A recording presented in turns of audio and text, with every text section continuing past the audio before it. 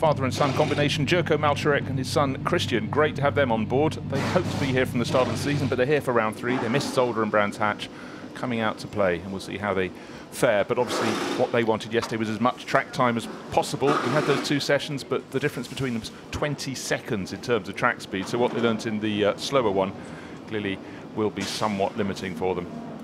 Yeah, I mean, the conditions when they did finally get on track were a wet track going to dry, but 20 seconds is the gap between a dry lap and a drying lap time. So not a huge amount to be learned. The rain that fell yesterday was of biblical proportions. I mean, the paddock, some of the hospitality was seen floating towards the coast. I don't know if ever was retrieved or not, but it was just unbelievable. But then 24 hours down the road, there we are looking at an idyllic racetrack, perfect conditions. Drivers all set to go out for their first 20-minute session. And of course, these times will then be the times will be allocated to the start driver for the first of the 2 events, the 1-hour event, which will start here later in the evening. Well, it was interesting we saw that number 2 Audi sitting at the exit of the pit lane, because that's the car that's taken the pole position for the opening races, both at Zolder and Brands Hatch. Dries van Tor and Will Stevens. To make it 3. Lamborghini seems to be swinging back into the battle this season. Had a slightly tentative start. Balance performance being altered, not necessarily in their favour, but it seems the form is coming back to the team. But again, the circuits we've raced on, there's very little similarity between the Brands Hatch Grand Prix circuit and here at the Misano World Circuit, John. Yeah, I mean, there is a continuing adjustment in the balance of performance, but literally it can be at a weekend. And whether it was in Paul Ricard, there were small adjustments made one way or the other to try and keep the pack as closely matched as possible. And thinking back to the 6 hours of Paul Ricard, I can't remember a race so competitive from the front to the back. What we're going to see here, hopefully, will be equally competitive as we look at the rear of the 63 Lamborghini. So I'm not whether it'll be, just waiting to see who will be taking the start for that car, whether it be Mirko Bortolotti or Christian Engelhardt, as the cars now make their way down the pit lane onto the track. So just under 20 minutes of the session remaining. So it'll probably be a couple of laps, come in, have a think about it, and then start doing the hard work. Yeah, I think particularly in light of the limited track time, or limited useful track time they had yesterday, there's a lot still to be explored and discovered. There's the yellow and red Audi that's new to the championship this weekend. Great to have them on board, as we said. The Malczarek's father and son. So 16 corners around the lap here at the Misano World Circuit. Your chance of noticing the circuit before that's the Kink Straight that runs sort of opposite the paddock. Go into the tight left-hander called Webcia. Yeah, it's a part of the racetrack. We've seen passes, you're trying to dive down the inside, and it's again like anywhere in the racetrack, anywhere around the world. If you're not up alongside the car fair and square, then inevitably there will be some kind of misunderstanding, put it that way. But it's a fun racetrack, if you could call any racetrack fun, because it isn't particularly long, just 4.2 kilometers. We've got 16 corners in total, final onto the pit straight, ironically called Misano. It is the circuit that is now named in memory of Marco Simoncelli, the great Italian motorcyclist who tragically lost his life some years ago in Sepang in Malaysia. But a very popular and very liked personality, character, and of course a great competitor and a great motorcyclist. Where you're seeing the cars now, looking at the number 37 BMW, is as they go down to turns 13 and 14. From turn 10, it's a wonderful long kink straight. But as you can see on this lap, everyone's just getting the heat into their tyres. So the 2 Audis that were first and second out of the pit lane, number 2 ahead of number 3 going down into the first corners. They're not doing the pit visit that John talked about. Will Stevens, of course, he remembers the meeting here from 12 months ago, not with a great deal of fondness, because the first race held in the dark. We had a big pile-up on the first lap, and Will was right in the thick of it. But this afternoon, he's having a very good season, chopping and changing between racing in the World Endurance Championship. He's just come back from Le Mans last weekend, back into the cars I think he almost prefers driving, these GTs. Well, I think the thing with the GT and the Blancpain Sprint and Endurance Championships, the sprint in particular is a sprint. It is a flat-out 1 hour with a mandatory pit stop. The endurance vary from 3 to 6 to 24 hours. So it's a different discipline. Also, having said that, albeit at Paul Ricard, it was an undoubted 6-hour sprint, but it's a slightly different approach So here you've got to really focus on the grid position above all. That's what you're here to try and achieve and do the best for yourself, for your team. So Will Stevens, if he can get that number 2 Audi, at that time that would be currently fastest in first and second sectors. It's only in the first flying lap. Nobody has completed yet a full-on flying lap, so Will Stevens will be the first to give us that. And as I say, that Alex Ribeiros, in the number 1, the sister car, is actually now quickest overall Sector 1 and Sector 2. So it will be almost by the car, particularly, and it's notable, I think, that the Audis in general are much more to the fore here this weekend in Misano than we've seen in some of those circuits so far this season. Now, one issue that often raises its head around the circuits that we visit is track limits. As you can see, we just saw the shot there of a lot of the drivers going out, but not too wide out to the final corner. Turn 16, known as Misano. But through the course of the races, we'll see their tyres starting to go off, and we'll see them. Some people inevitably will be pinged for going out over the curbs. That's one of the corners where we have to look out. Just about staying within the confines was Michael Meadows, the Lamborghini behind, certainly not doing so at all. All 4 wheels beyond the white line. So the stewards may be getting to see some of these drivers and take a few times away. But right now, it's the track conditions, John mentioned earlier, still very little rubber down on the circuit. The second session, which comes after this one, will be necessarily, I would suggest, that bit quicker. But right now, they're just trying to find where the limits are. Fastest now, Alex Ribeiros, 1 minute 34.926 seconds. That's pretty much within just over half a second down on their best time in the second practice session yesterday. Yeah, I mean, that's for first flying lap. That's a pretty respectable first flying lap effort. So Michael Meadows on board in the 88 Mercedes, co-driven, of course, by Raffaele Marcello, who is unquestionably one of the most impressive drivers in the field. Michael Meadows, a more, might say, calm personality compared to Raffaele Marcello, who, to describe him as the excitable Italian would be a misjustice. He's not an excitable Italian, he's just very exciting to watch. So Michael Meadows fastest in that second sector, so very shortly coming up to completion of a flying lap. So 88 currently showing 7th quickest overall.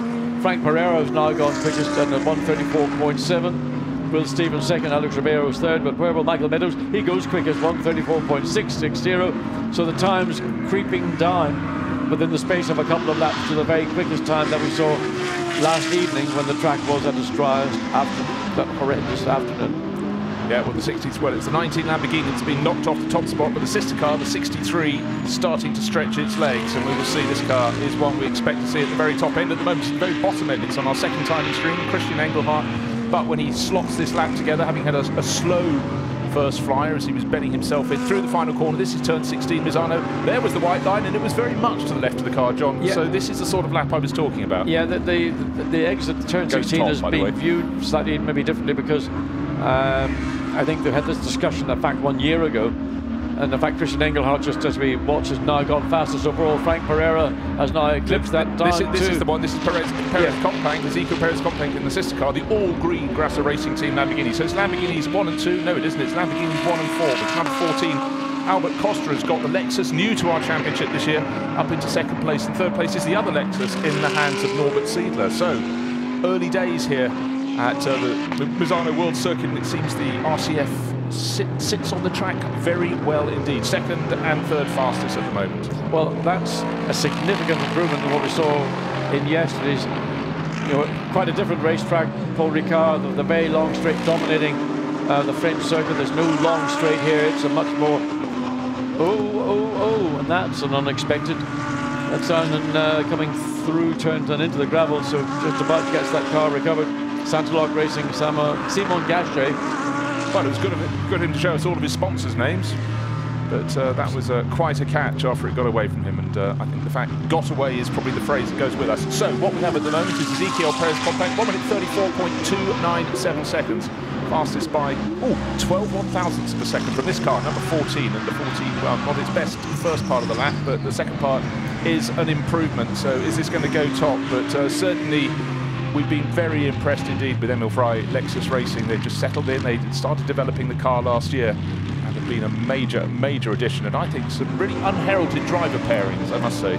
Well, they've got very strong driver pairings, but really the standout aspect of the Lexus is the pace of improvement, the way that the team have taken the car and moved it forward in the course of basically the first half, which just coming up to the end of the first half of a 10-race sprint and endurance championship. So this has been a very, very impressive engineering debut for Lexus and for ML Fry Racing. Well, we've had one lap eliminated. That was for the 114 Lexus, Norbert Siedler. So that dropped him from 3rd down to 13th. Car 82 has had a spin as well, which is the 3rd of the Lamborghinis from Grasser Racing Team, Loris Hazemans and Frank Carrera. So that is not at the sharp end of the chart at the moment. Hazemans down in 10th place, so just in the top half, 22 cars out to play. The target time, 1 minute 34.297 seconds. Not as much green on our timing screen, not so many improvements, and a very big off-track run there from the 66 Tempo Racing Audi, shared by Steyn Schothorst and Kelvin van der Linde. So that will be that lap eliminated from the time chart. Steyn at the moment is in 4th place. There it is, the grey Audi with the red and white flashes. In the background you can see the Pro-Am Ferrari of Carlo Van Dam and Piti Bhirombhakdi popping into the pits. So still time to play. Just 11 minutes in this 20-minute qualifying session. It's Lamborghini at the top, Lexus in 2nd and a Lamborghini in 3rd. So the Audis haven't shown their hand as yet. Their best placed car is that one with Steyn Schothorst in 4th place overall. So Ezequiel Perez Compact comes into the pits currently quickest by 12 thousandths of a second from the 14 Lexus of Albert Felix da Costa. Track emptying pretty quickly, so everybody who've done maybe 2 or 3 flying laps back into the pits, whether they want to make an engineering change, whether they are prepared to think, well, is it worth putting on another set of tires and having another go, or would just a mechanical or an aerodynamic change maybe be sufficient and keep those fresh tires, those new tires, for when it really matters? Well, I've just been looking at the new entry this weekend, Audi Sport Slovakia, the son of the Maltarek family, Christian, on board at the moment. He's doing well. He's in 16th place out of 22. He's just over 1.1 seconds down on the ultimate pace and settling in very nicely. We also thank him for having the Maltareks, having a car that's quite different in liveries to all the others. The greys of the Team WRT cars, the Tempo Racing car, Audis, they're also of a grey charcoal hue, and this really, really does stand out, so good to have them on board. Yes, it's a lot easier to, the head-on shot in particular, because with the predominance of greys and blacks and whites on numbers of the Audis, it is not always easy to give them identification. There is the quickest car currently. Another set of tyres, just trying to get a look and see whether those are sets that have been run on as they... Oh, there's been a moment for the Bhirombhakdi Ferrari. But I think, where's that coming out of turn 4 into 5, so whether he was trying to get out of the way or whether that was an error, he caught the end of it.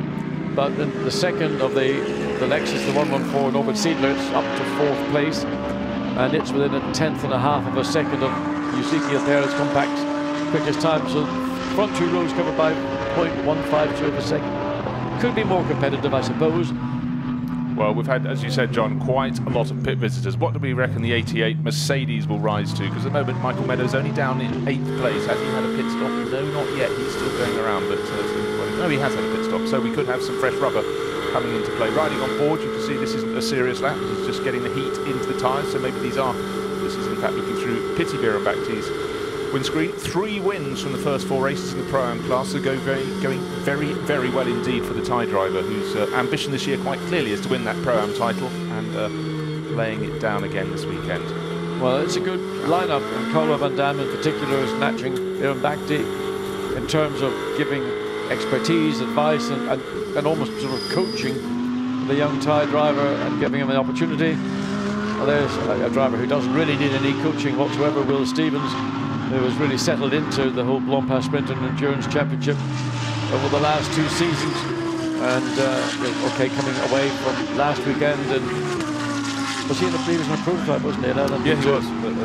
Into a very high downforce prototype back into his regular seat in the Audi in the GT3 category. So it's a small adjustment with different racetrack, different sort of duration, style, approach. So this is much more, as Marco Alain, the great Finnish rally driver, would say, maximum attack. Exactly so, and that's what's required to go to the top. We have a new name at the top. It is this name, Will Stevens. So he's gone top by just over 1/10 of a second. So 1 minute 34.188. Good lap. And that's the first lap today that has exceeded the best that we saw last evening. So Will Stevens on his 7th lap has now exceeded the best time that was achieved by the 66 Audi, who did 37 laps. Now, he wouldn't have done it on his last of 37 laps, but that's the difference between going out free practice and going into qualifying. And just to reiterate, if it stays as it is, it means that number 2 Audi would have taken pole for the first race in all 3 rounds so far this year. Started at Zolder, pole. Started off the pole for the first race at Brands Hatch and tried to do the same again here. But at the moment, bragging rights by a tenth of a second. Haven't seen so much yet of the 82 Lamborghini. Looking down the time charts, it's midway in the order, 12th out of 22, yes. Improving its speed, but the middle sector not so good. But now's a good time. The track is very quiet indeed. Half the field still having a fresh set of rubber on there, put on in the pit lane, so now is the moment. Yeah, Loris Hazelman's behind the wheel, son of legendary GT driver, touring car driver Twan Hazelman's. Gone up to 5th. Yeah, he did have a spin earlier in the session, then just a quick notification on the timing and scoring. We didn't see it, but the young Belgian, or Dutch, I never can make up my mind what he actually is. Because of his father being fundamentally Dutch, but I'm not sure. He's entered as a Dutchman, so yeah, we'll go with that. We'll go with the Dutch license. So down towards the tail end of the field, car 26, Niels Stevenart, French racer running in the Pro-Am Cup. He's 19th out of the 22. I'm sure this is Niels' first visit here to Misano. A technical circuit because 16 turns around just 4.2 kilometers means apart from the sweep down from turn 10 through 2 kinks down to turn 13, you are twisting pretty much the whole lap. Originally the racetrack was used a lot in the 80s for single-seater Formula 2 racing. But then when MotoGP was held here, I think they ran the circuit in the opposite direction. So some of the aspects of the circuit, particularly the pit lane exit, is more suitable for running the circuit in the opposite direction. This is a clockwise. Previously it ran counterclockwise. This is always confusing when you look at historical photos and you can't quite work out what is where. I very much remember the Formula 2 races going off in the opposite direction. So where is the change coming from? Halfway down the time charts, 11th place, car number 87 has just set its best first sector, the best middle sector. The 87 car, Nicolo Jaman and Denis Bulatov at the wheel at the moment. Where is that going to shift up the chart? Jaman at the wheel, just waiting for him to complete his lap. This is Niels Stevenart. I don't think we're going to see a huge leap up the order for him. He's in 19th, but it's Jaman who should be making the move. He has made the move to the top of the charts, 1 minute 34.052. So the 87 Acura ASP Mercedes, that's the red one as opposed to their other coloured ones, that's just moved to the top of the charts. A great lap by the young Frenchman. Yeah, just going back to number 82, the Lamborghini of Loris Hazelman's, that lap time that elevated them up very rapidly up into the top 6 has been deleted because of track limits, track limit abuses on the exit of Misano, the left-hand corner onto pit straight, so that time has dropped them all the way back down to 12th position. But Nicolas Jamin did a good job on the 87 Mercedes, the Acura ASP. First time we've seen that car at the sharp end. The next Mercedes down, looking quickly, I think is Michael Meadows in 9th position. So not maybe looking ideal for the Mercedes crews presently, with the exception of Nicolas Jamin in the 87 ASP.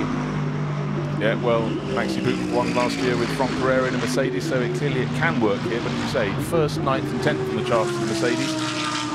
So let's look at the order. Jamin from Stevens, Perez Companc in the Lamborghini, Albert Costa in the Lexus, then another Lamborghini in the hands of Christian Engelhardt. So a great mix of cars up at the top of the charts. Josh Cahill bringing up the rear, car number 31, Team Parker Racing Bentley. He's got to be, how far off? He's 3.2 seconds off the ultimate pace, with the clock counting down to just over 3 minutes to go in this session.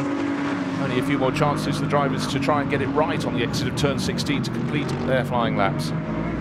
As you can see, Audi's a great mix of cars at the top. 4 makes in the top 4 positions, then a bunch of Audis. In fact, still quite a lot of Audis, 15, 16, 17. It just shows how many we have. Car number 21, top car in Pro-Am, and that's the Malcharex on their debut in the championship, so they're going very well in that class. The number 1 Audi, Alex Ribeiro, is currently down in 9th place. 14 Lexus down in 5th place, all looking in the closing minutes on a track that is looking relatively busy once again, just to find that clear spot as the Lexus gets a personal best in the middle sector. Number 90, Nico Bastia, makes it a Mercedes provisional front row, up into second place, just a tenth of a second away from Nicolas Jamin. Well, it's good that we're watching 114. We've got just over 2 minutes remaining. This is a car that's set going around. It's lying 7th in the charts, but with this lap, if it can be completed without too many mishaps, it should go top. It's Jamin from Meadows from Bastia, 3 Mercedes now at the top of the chart. How do we doubt them, John? Well, Michael Meadows got that lap in, just was a Mercedes top 3. Suddenly they're dominating the times. The Lexus could be the one that goes quickest of all, the first under the 1:34 second as it comes across start-finish line, and where is that time? He goes third, but it's the top 3 cars are now covered by 0.053 of a second. That's less than a blink of an eye. So Jamin from Meadows from Cedar at the moment. And now, where are the Audis going to go? Well, right to the very, very edge of the circuit. If you're Alex Riberas, the number 1 Audi, out beyond the edge of the circuit, through turn 16. Others have been pinged for that. We'll have to see if that fate befalls him. But he goes into second place. Now we've got top 4 cars covered by 0.104 of a second. Michael Meadows, 88, great. We managed to catch the camera onto him. He set the fastest first sector of anybody. Waiting to see how he comes down to Quercia shortly, which is the left-hander. Now he's got through there, and in fact he's going down from turn 10, you see him through the kink at 11, Curvon as it's called, and the wonderful slingshot down through 12, 13, just kinking to the right the whole time, then it all slows down for Caro, turn 14, coming towards that now. Needs to be careful, just certainly does, John. Catching the car, running a little bit wide between turns, turns 14 and 13, so final corner, enough, well, that's penultimate corner now, the final corner. Just needs not to run all 4 wheels over those sort of sleeping policemen. So is this going to be good enough for pole position? Has to be in the 33 to go top. It is. 33.887. Well, great lap there. The best time by 0.114 of a second, beating his teammate Nico Jamin. Nico Bastian, another teammate. So it's ACA ASP Mercedes at the top. Jerome Polycorn will be delighted. Car number 1, lap 9 cancelled due to track limits. We saw him complete that lap, and that's dropped him down to 10th place. So what you throw away is what you throw away. I mean, all their own fault. You know, in most cases, again, track limits on the exit of the final corner onto the pit straight. This is the corner we're watching Jamin come through now. That's on the limit, I would suggest. But when you've done such a major effort to try and get the car up, and then you find you're being pinged, so an improvement for the 54. That's the Emil Frey Jaguar. It's now up into 10th place. Alex Fontana behind the wheel presently. The Q1 is over. It's Mercedes, Audi, Mercedes, Lexus, Lamborghini, Audi, Lexus, Lamborghini, Jaguar. Yeah, we haven't really talked about the Jaguar so far, but right at the end, still a couple of cars to complete their final flying laps. We've got 3 drivers in the 1 minute 33s, including Alex Riberas in by the skin of his teeth, 1 minute 33.999 seconds. But at the moment, Michael Meadows top in the 88 Mercedes, 87 pushed very hard. Nico Jamin waiting for him to complete his flying laps as well. But what a session. It really worked its way slowly to a boil, and then it really delivered. Super close. At the moment, waiting for the final laps to be completed. Less than 9/10 of a second cover the top 14 runners. So the Lexus is coming in. It's no more available to the team, to the car currently down in, well, it will remain, I suspect, in 8th position, 4th row of the grid. And I mean, it literally was changing almost, not just by the lap, but by the corners. The 87 Mercedes, the car that had the provisional pole position. So sweeps out of turn 14 into the left, and 15 then the short run up to the pit lane entrance. So very tidily done. Again, as we just worth reiterating, it's a very technical circuit. We had a few spinners early on, John. We had quite a few drivers going out over the curbs, most notably at turn 16, the final corner, and having their laps taken away. So all the drivers, their teammates waiting to take over for the second qualifying session will have observed that some fantastic efforts were rubbed out by drivers going out over the curbs. They will endeavour not to do so. As always, it's a quick turnaround for the crews to get their second drivers in for qualifying session number 2. You can see driver 1 talking to driver 2. It's the taller figure of Raffaele Marcello bending down, but his car on provisional pole, well, definite pole for the first race. That's done, but we have to start all over again. Top driver in Pro-Am, Christian Malczarek, so welcome to the championship, 18th overall. And a good run for them there. So I think everybody now back in the pit lane. Weather's still fantastic. There is the rundown, the top half of the grid, top 12 out of 22, and it's Michael Meadows who's taken that pole position. Raffaele Marcello will go out to do his bit. But look, how close those times are. 0.3 of a second covering the top 7 cars. Also look at the mix of manufacturers. We've got, of course, those 2 Mercedes at the very front, Alex Riberas in his Audi on the 2nd row, and another ASP Mercedes in a 3rd. But great to have the Lexuses, John, moving really towards the front end of the field. The best Lamborghini down in 6th place. Good run there from Ezequiel Perez Compeng. Quick throughout, and we continue all the way down to the last few cars. Andrew Watson, the Sansalot Racing entry of Neil Stevenart, and the Team Parker Racing Bentley. Just a little bit off the pace. We'll see what their teammates can do. Excuse me, in session number 2. But don't forget, these teams all lost track running last night when the track was very, very wet indeed. It did dry out later on, but one session effectively rendered useless. And I do believe the weather for the rest of today and for tomorrow should be fine indeed. So any wet weather running they had is actually of no use to them whatsoever. So here we are at the Misano World Circuit. Weather conditions absolutely fantastic here. Looking forward to the first race this evening. But let's go down to the pit lane.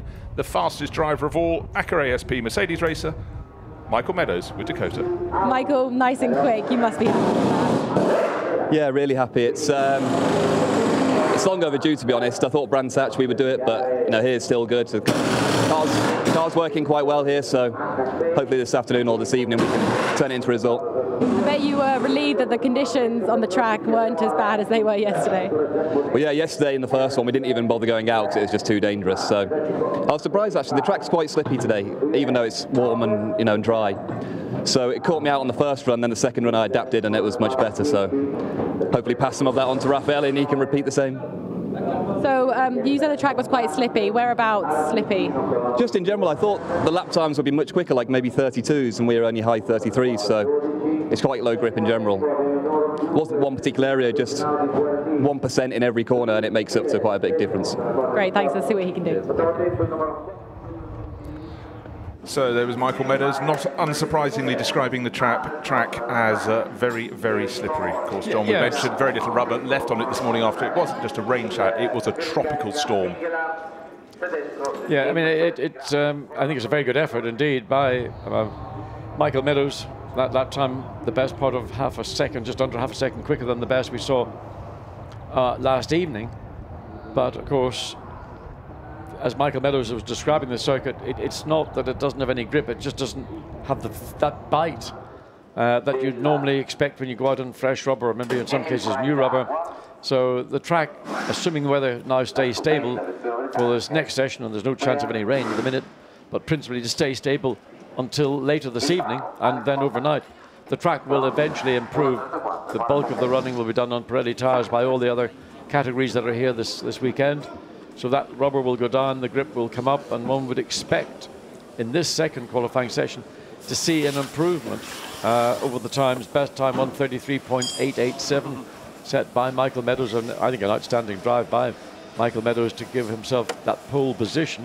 I just want to throw something. Sprint round. Just want to throw something in the mix. Message at the bottom of the screen. Lap 10 of car number 88. That's the pole qualifying car under investigation. So don't write it down in ink as yet. But as far as we know for now, it's the 88 Mercedes that's taken that pole position from the sister car, number 87. It doesn't, Bruce, it doesn't say what the investigation refers to. Indeed. Normally, if it's a track limit abuse, then that would come up as a track limit abuse. So I just wonder what would be under investigation. Well, we'll wait and find out. Let you know as soon as we get an answer to that. So as you can see, the wind, a welcome warm breeze here on the Adriatic coast. Obviously very, very different from 24 hours ago. So qualifying session number 1 out of the way. Another 20 minutes of action coming up very soon indeed. Starting at 2:20, it's 2:16 and a half. And a good sight to see these cars in full sunshine. Just worth reiterating, number 87 car has a new lineup this weekend. Nico Jamin stayed on board, but we have a young Russian racer, a 19-year-old Denis Bulatov, who's come across. He's been racing in the SMP Racing Mercedes run by the ACA team in the Endurance Championship, but he's subbing this weekend for Felix Araiz.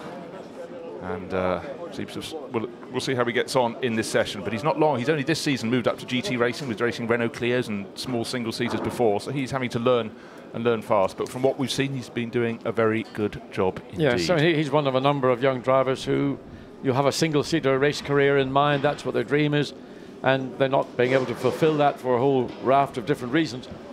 And one of the very, I think, suitable options is to come into the Blancpain Sprint and Endurance GT Championships and GT racing in general, because it is just, I think, the best motor racing. Keep saying it every event we go to.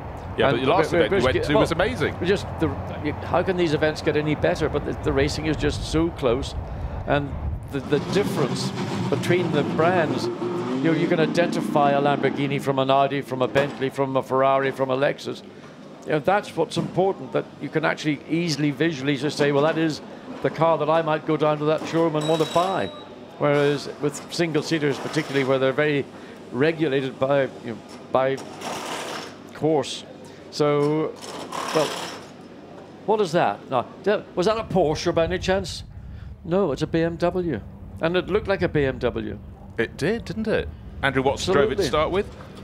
And that's moving across for the second session. And we'll see how that goes on. It wasn't really at the sharp end. Run by 3Y Technology. Going to be taken over by Lucas Morais, Brazilian driver. So for those who've done the first session, their chance to consider life, because their race will be coming up this evening. Andrew Watson stroking the 2-day growth. He's done his bit for the idiot of the BMW. And again, maybe the layout of Misano isn't going to be quite so appropriate to the strengths of the BMW, so we wait and see whether... And obviously an unusual thing, John, is that Andrew is driving different makes of cars in the Sprint and the Endurance Championship. Went so strongly, Paul Ricard.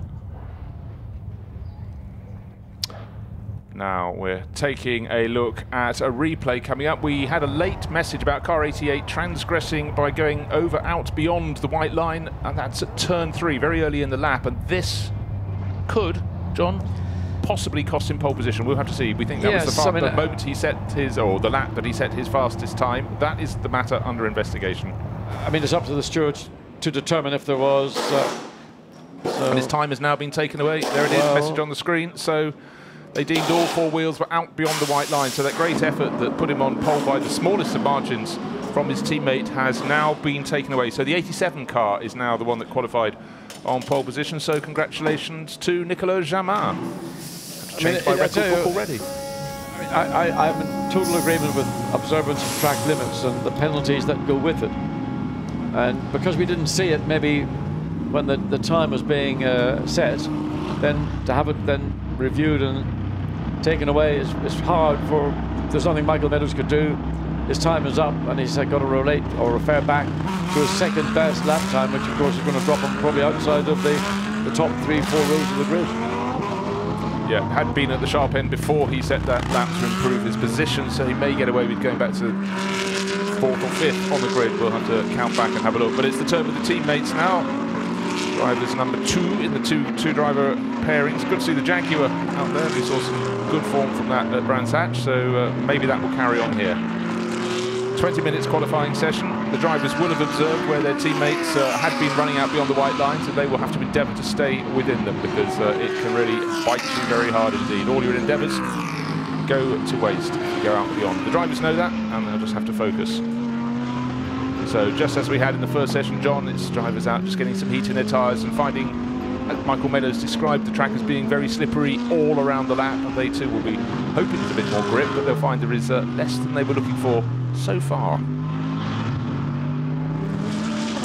So it's all about getting some heat into the tyres. You can see there's one way of trying to do it. You weave around, you try and put a little bit of load into the carcass of the tyre, not just the surface of the tyre.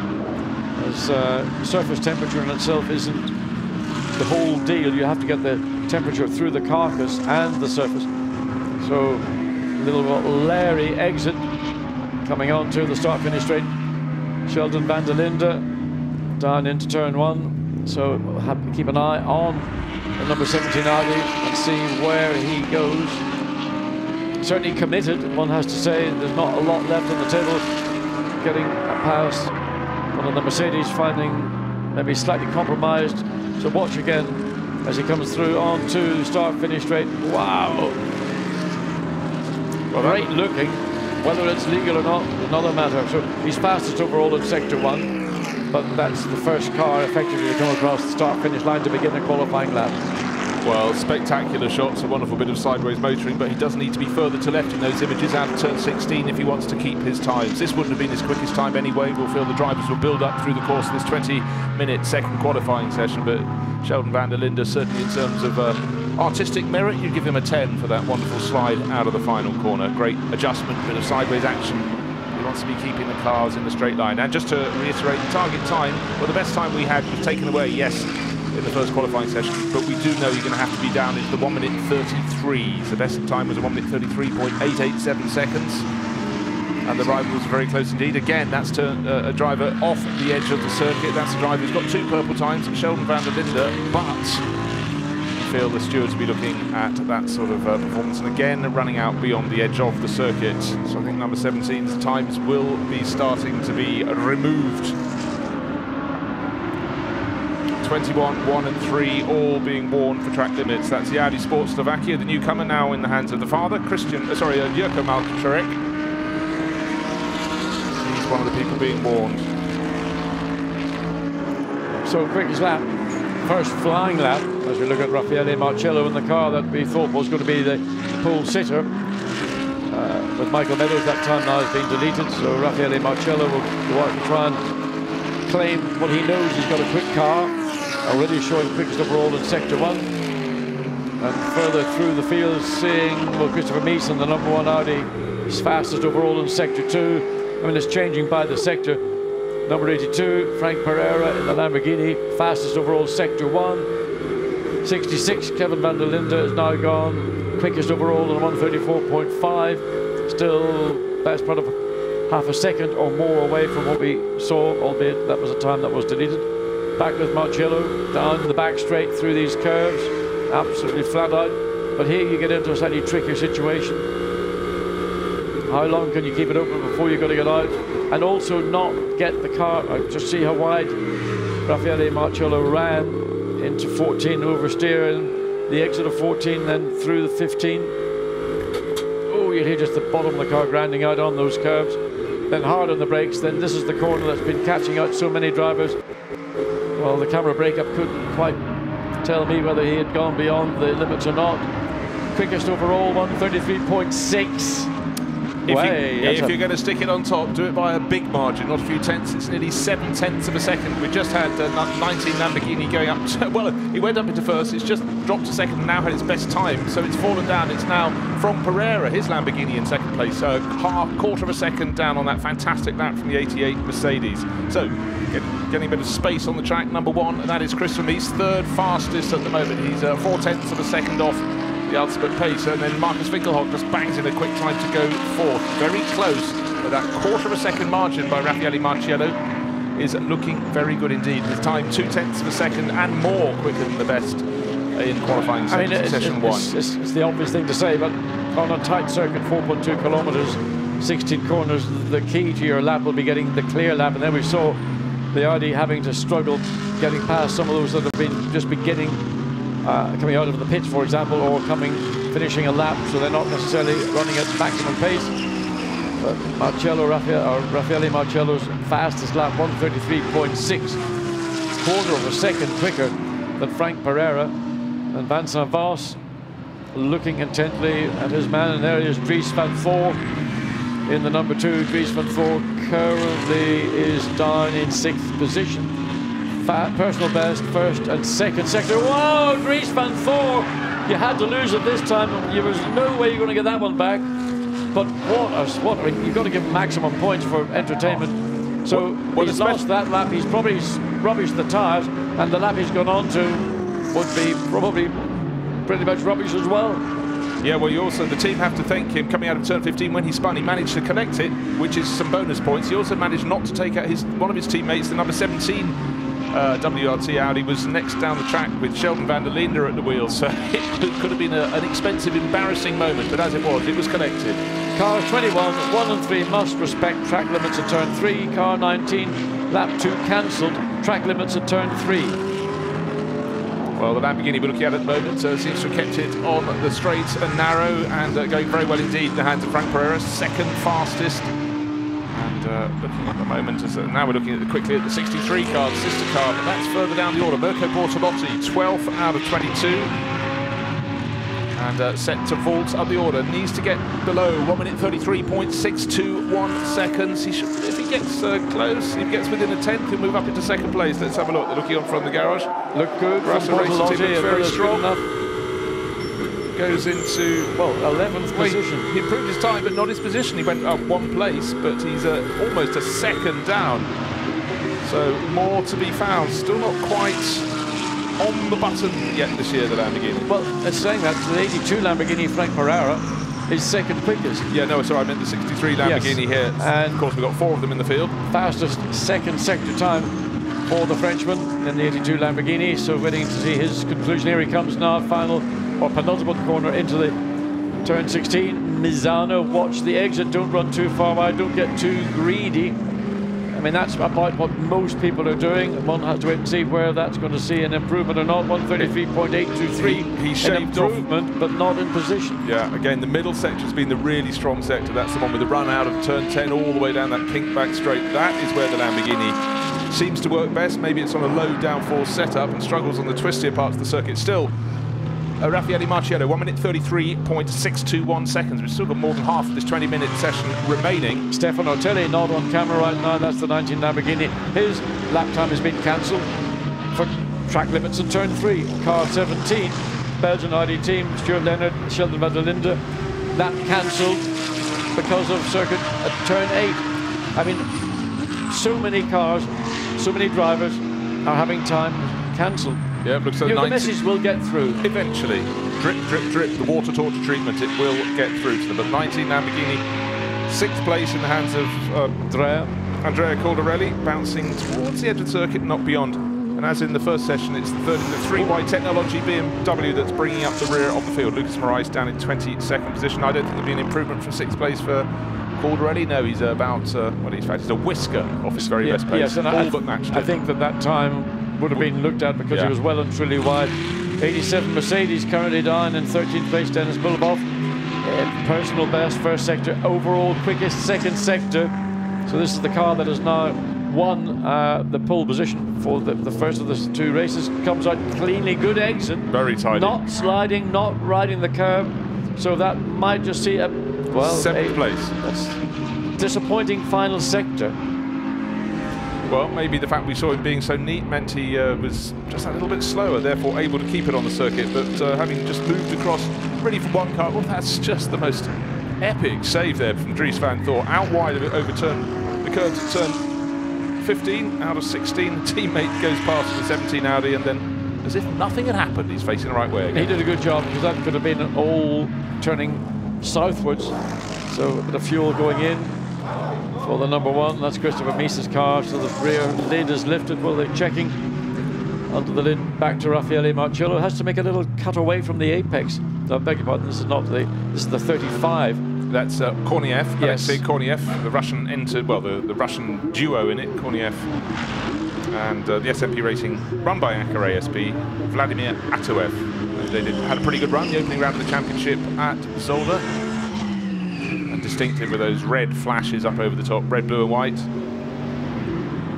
So another good lap from him in the first part of the lap. Majority of the cars are in the pits at the moment. We had this in the first session. A lot more come out with about 5 or 6 minutes remaining, go out for 2 or 3 flying laps to see if they can improve. But at the moment, driver out on the track with nobody around him. But of course, he's eschewed that moment and come into the pit lane following the example of all the others. BMW from 3-wide technology, that's going just now onto the back straight with lots of space around it. It's made its pit stop, and Lucas Moraes will have space to go and play, but he needs to find 3 seconds to get up to the sharp end of the field.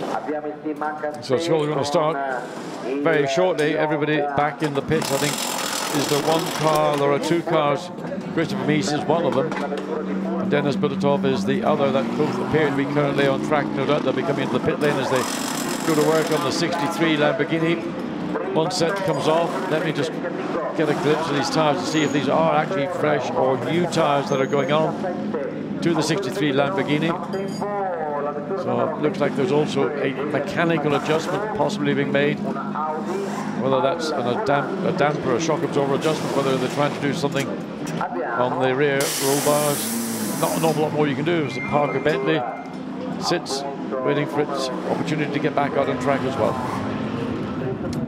So you can imagine it's going to be a flurry. 7.5 minutes remaining in this 20-minute session. The bragging rights at the moment with the 88 Mercedes. This 88 Mercedes, Raffaele Marciello, sort of came into the pits a bit ahead of his rivals, and now could at least on this lap benefit from clear track. So at the top of the pile, the example he needs to set is staying within the white lines that demarcate what is the circuit and what lies out beyond. We see him there using just the right amount.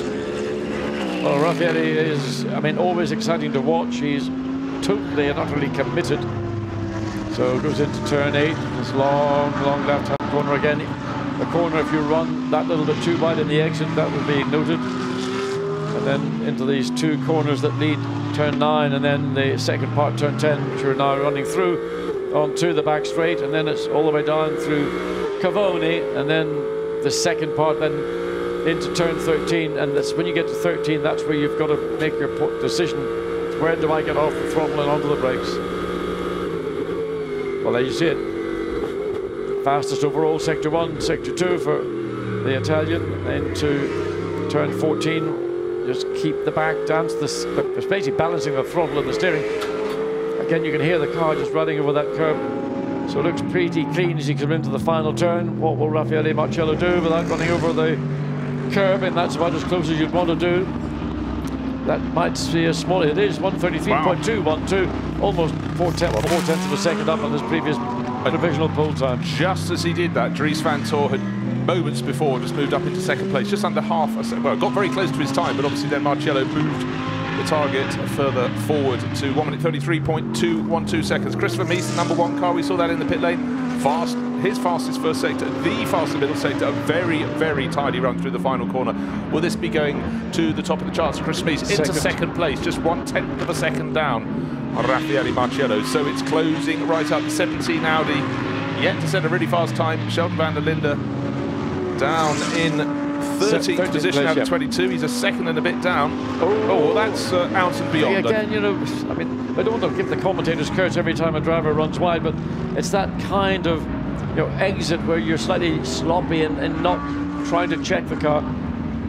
And most likely, if that's not an improvement, well, the time will be deleted. Yeah, well, the time's taken him up into third in the chart, so it's Mercedes from 2 Audis. In fact, Mercedes from 3 Audis, 1:17 and 2 are the Audis, and the times are going to change some more because Franck Pereira has just set the fastest middle sector of anybody. The lap split into 3, and traditionally we've seen the Lamborghinis very good in the middle sector, and indeed that is what Franck Pereira is doing this time around.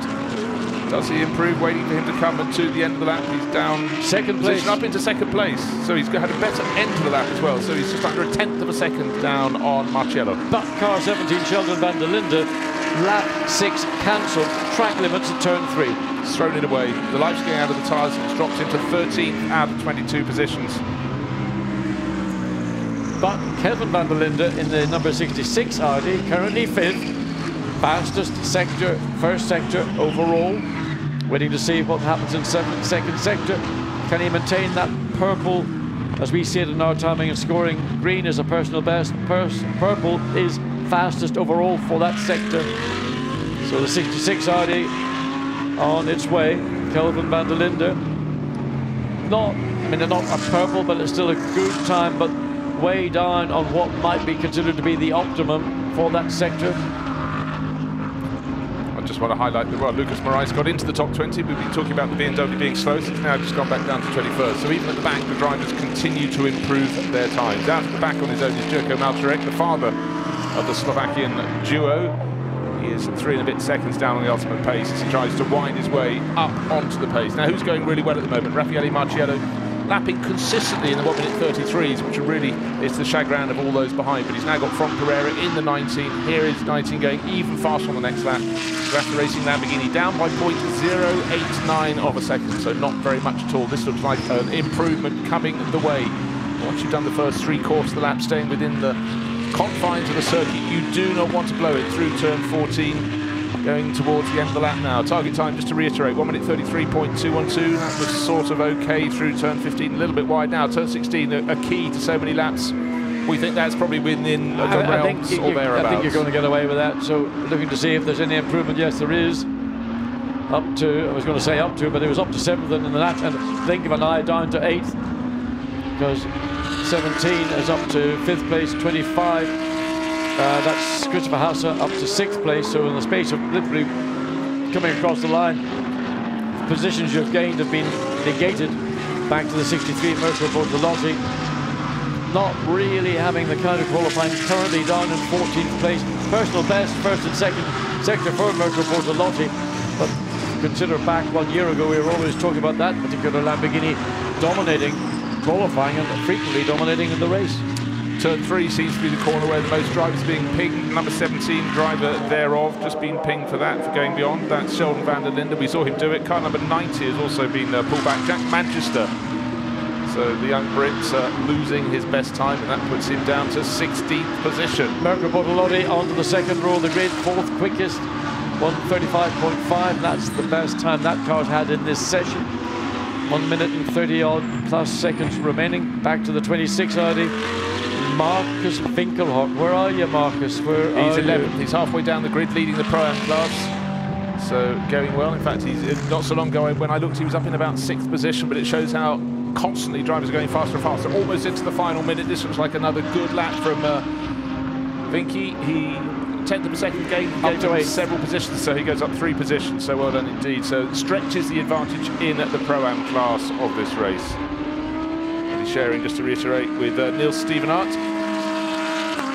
So good job. 0.6 of a second down on provisional pole. Still, as we go into the final minute, in the hands of the 88 Mercedes, the car that could have been on pole for the race 1, but of course exceeded track limits and lost that position. Marcus Winkelhock coming through turn 4, turn 5. Car slid very wide, almost like the rear had given up, and then he managed to check it, get it back into position 63, still not giving up. So Mirko Bortolotti doing all that he can, currently 4th quickest personal best in the middle sector. A reasonably good time in the first sector, but he needs something special. He's backed out of it now, so he's going to have one more go. 20 seconds remaining, he'll come across the start-finish line with plenty of time. So get a good, strong drive, no slide on the exit. Comes across start-finish line, and he's got just about 10 seconds remaining. This is going to be obviously his final opportunity. Yeah, I think about 4 other drivers, 3 or 4 other drivers also got across the line before before the checkered flag was waved. The first car not to do so is Joko Malczarek. He has finished his session in 22nd out of 22 positions. Mirko Bortolotti, this is his opportunity. He's 4th fastest at the moment, just under 0.4 of a second down on provisional pole set to the 88 Mercedes. That will not respond because that is sitting in the pits. Christopher Hauser currently down in 8th place. So makes his final crossing of the line before, and he's down to 9th place. Yeah, in fact, just had an improvement from the 66 Attempto Racing Audi. That was in the hands of Kelvin van der Linde. He moves up into 6th position, so 25 down to 7th. You can see 007 on the windscreen. That's the positional indicator. You just get the feeling the session is winding down. Quite a few drivers going into the pits, but we still have the 88 Mercedes on the provisional pole position by 0.089 of a second. Don't forget though, we still have more cars crossing the finishing line. Number 87 just flashed by in the hands of Denis Bulatov. Dragunin this weekend at short notice. He has finished around mid-grid, 12th position, so settling in very well with the team he knows and races for in the Blancpain Endurance Series. Number 14 Lexus down towards the tail of the field, unfortunately. That is down in 19th position. So that's the sister car, Stefano Telli, all the way down in 16th. In this session, both Lexus seem not to have been able to carry forward the performances that they had in Q1, so they're going to be not particularly happy starting so far down the field. It's difficult when you've got a very compacted field that we're going to have here tomorrow for this particular qualifying session. Where are you going to make your pass? Where do you try and pass without having contact with a competitor? How do you make a pass and not abuse track limits? Not going to be an easy 1 hour for any one of these 22 teams, 22 drivers. It certainly isn't. So 88 has the pole position that it lost for race 1. It has it for race 2. So Raffaele Marcello by 0.089 of a second, so less than 1/10 of a second, with his best lap of 1 minute 33.212 seconds. And again, the Lexus went well early on and slid down through the course of the 20-minute session. So they're still on a learning odyssey, aren't they, John? Yes, I mean, it's particularly here with track conditions. it is sort of a moving playing field, if you want to describe it as such, because the track will be getting fundamentally better. It's also, of course, we're coming now into the heat of this Saturday afternoon. So that has another bearing on how the track is almost best described as being a living entity. It changes constantly, and sometimes you end up chasing the track, and then you get lost, because if you stick to a plan and do what you want to do rather than chasing the track, often you're better off. So there we have the Mercedes at the top of the chart. 2 poles in 2 qualifying sessions for the German mark. 1 minute 33.212 seconds. Franck Pereira chased very hard in his Lamborghini. Didn't quite topple it. And Christopher Mies waving the flag for Audi in 3rd place. Then a little bit of a gap back to Mirko Bortolotti. Kelvin van der Linde 5th faster. And Dries van Tor ended up 6th. You do wonder, without that half spin out of turn 15, where he would have put that number 2 Audi that seems to have been such a useful tool when it comes to qualifying this year. Kessel Racing Ferrari 2nd ranked in the Pro-Am class in 13th place overall. Carlo van Dam doing a great job, but the Pro-Am pole in 10th overall went to Marcus Winkelhock. As you can see, just under 2 seconds, covering just the top 20, almost covered by 2 seconds. But down towards the rear, the Bentley, the BMW, and the Audi Sport Slovakia bringing up the rear, the bottom 3 positions. Very, very tight at the top. So we're set fair for 2 races. We're looking forward to fine conditions this evening as day starts to wind down into evening, and then tomorrow conditions probably more like they are now when we come out to play again for the 2nd of the 2 races here this weekend at the Misano World Circuit for the 3rd round of the Blancpain GT Series Sprint Cup. So John, we had sessions where the white lines around the circuit were almost as important as the circuit itself. Yes, track limits fundamentally have dominated qualifying, and there's actually some work being carried out on the final turn. Those 3 curbs, some cars have been hitting them aggressively. Clearly there may be a little bit of damage. That's what we're seeing. Engineers, marshals checking out. We don't need any of those becoming loose, becoming a hazard. But that's what we've got today at Misano. It's an absolutely glorious day. Thank goodness we got this breeze, and it doesn't really affect the cars. The wind doesn't have much bearing on effect into a corner or mid-straight. Just a cooling breeze, just topping off what would be otherwise a screamingly hot day. Yeah, no, wonderful, wonderful conditions. And, certainly last night we couldn't be sure how they would be. So here is the championship as it stands. Stuart Leonard out top on his own, then Kelvin van der Linde and Stein Schotthorst just a blink of an eye behind. Alex Riberas, who partners Christopher Mies, the number 1 Audi, in 3rd place. And as you can see, it's super, super close. So what is important in this championship, John, is consistency. One little slip up and it could really undo, in any of these races, a lot of the good work you put in the previous rounds. But as you can see, so super close. 10 points covering the top 6 positions. It's nothing. It's close, and again, this weekend, the layout of the circuit will pay dividends for those that stay out of trouble, basically. So, wonderful conditions here at the Misano World Circuit. Let's take a look back at the highlights of the qualifying sessions. Lamborghini trying to do very well indeed on home ground. The 63 car assaulting the curve down to turn 16, the final corner. Not the only driver to do that by some measure. Turn 3 was another corner in which the drivers kept on running wide, and a lot of them had their times taken away. The warnings were there, it's absolutely clear. We did have a few spins as well. The circuit very green after heavy overnight rain, and the 25 Audi from Sansalot Racing going for that spin in the hands of Simon Gachet. Lexuses started to show some increasingly good speed, but the 87 Mercedes came away for pole for the first of the race, but in race number 2, it was Raffaele Marciello who delivered, and in great style, the 88 car on pole for race 2. It's the save of the day. That was from Dries van Tor. He saw an awful lot of the barriers before he got his Audi straight again, and importantly, his teammate in the number 17 Audi got by, didn't get caught in the incident. So a real mix of manufacturers at the top of the grids for both of the races, and I would say we're set fair for some fantastic racing.